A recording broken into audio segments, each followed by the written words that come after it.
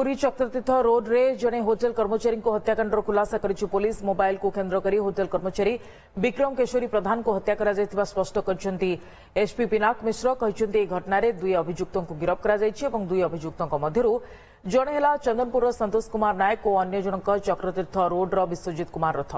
दुई अभियुक्तों ठारू पुलिस गोटे कटुरी मोबाइल फोन और बाइक जबत करने सहित अभियुक्तों को कोर्ट चालान करिछि। टंका आवश्यक थिबारु मोबाइल फोन को अभियुक्तों को देई 600 टंका आनिथिले विक्रम।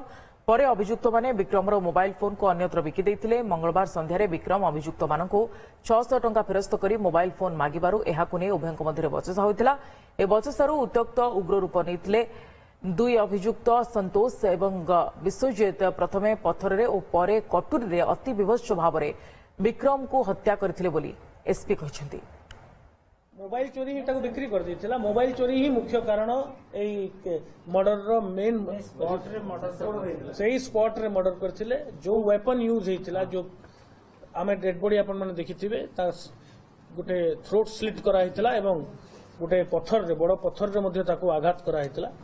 जो वेपन ऑफ ऑफेंस से माने से क्राइम करथिले ताहा आमे सीजर करछु एवं जो पत्थर जो मध्ये यूज हेतिला स्टोन ताहाको मध्ये आम फोरेंसिक टीम सीजर करछि।